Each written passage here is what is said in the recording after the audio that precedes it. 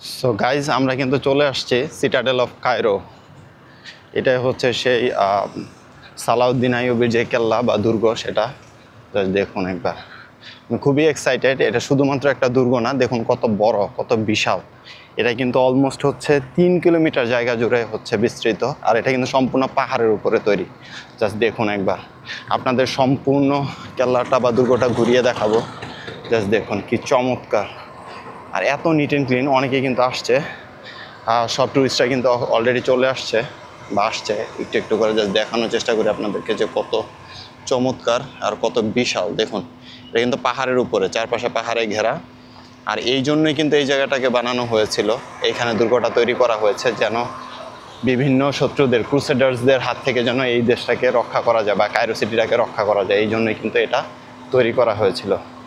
আর এই হচ্ছে সামনে হচ্ছে এন্ট্রান্স। এখন আপনাদেরকে নিয়ে যাচ্ছি আসলে টিকিট কেটে তারপরে ঢুকতে।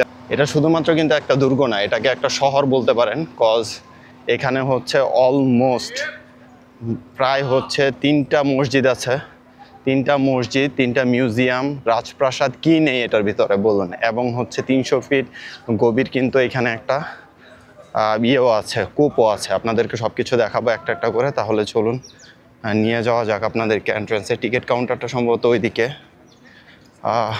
দেখি এন্ট্রান্সটা কোন দিকে আছে।